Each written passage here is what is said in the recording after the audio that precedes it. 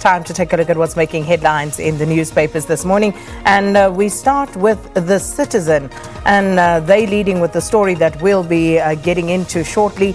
And this is a picture of Malusi Gigaba and one of Baleka Mbete as an insert there on the front page. And it says, out but not down. And it's a case of where to now for controversial former Minister Malusi Gigaba and ex-Speaker of the National Assembly Baleka Mbete after both yesterday withdrew their names from the ANC's parliamentary list. Also, school name change row. Gauteng Education MEC raises the ire of minority rights groups with the school's names change. And also now for Game of Phones, Arthur Goldstack looks at the US ban and what it means for Huawei cell phone users. So that's the front page of The Citizen. Oh, and next up, we have The Star for you. Their lead story this morning. NPA wants dead ANC MP's home. Now, they insist the property is proceeds of illegal activity. Relatives of former ANC Member of Parliament Yolanda Botha are fighting the National Prosecuting Authority in their attempts to force the relatives to pay for her involvement in corrupt leases worth 81 million rand. Now, this follows a payment for renovations worth about 1.2 million rand by businessman Christo Stoltz and a Trifecta Group as gratification for Botha awarding the company 6 leases worth 81 million rand between December 2006 and August 2008 when she was the head of the Northern Cape Social Services and Population Development Department. Also there, a picture of President Cyril Ramaphosa with new ANC Chief Whip Phemi Majodina and ANC Secretary General Ace Magashule as he was having a chat with EFF leader Floyd Shibambu in the queue to register as a parliamentarian for the 6th administration in Cape Town yesterday.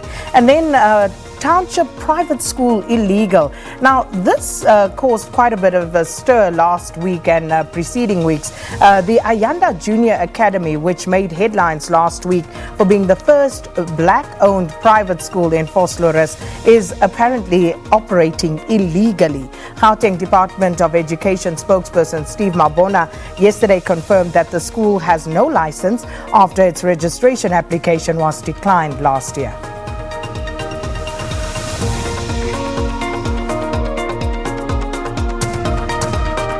Moving on to Sowetan, and their lead story this morning, teacher bust for Nyaupe. Now, a 58-year-old educator is suspended and facing disciplinary hearings after drugs were found in his bag during a police raid. Go figure.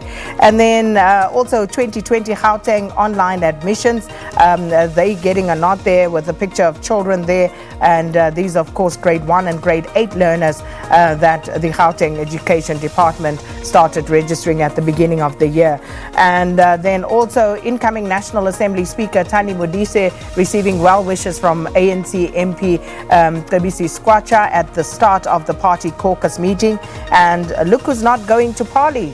Page 4 of Sowetan this morning. Brothers killed 7 days apart and how chiefs can bounce back, as if we haven't had enough pain there. And also in the corner, Samos to honor HP with a lifetime award.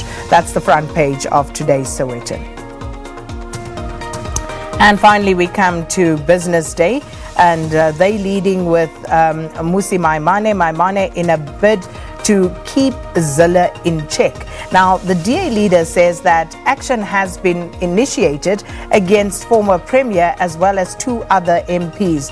And this is Maimane trying on Tuesday to assert his grip on the party, saying that steps are underway to take action against Helen Zille, former Western Cape Premier, for her comments on social media, which have, of course, caused quite a stir. Picture of him yesterday there also outside the National Assembly waiting to be registered. And African Bank takes on rivals in fee war. Now, African Bank, the entity that has risen from the ashes, so to speak, of one of the biggest banking collapses in South Africa, has become the latest entrant in the fee war that is shaking up the industry. The The bank, which has attracted more than 1 billion rand in deposits despite the harm that the brand suffered due to the 2014 implosion, launched a zero monthly fee account on Tuesday that rivals Times Bank's core no-fee selling point and also beats Capitec's interest rates on money kept in a transactional account. So that's what's making headlines in the newspapers this morning. We're going to take a quick break, and after that we'll be in conversation with ANC veteran Mavuso Msimang. Stay with us.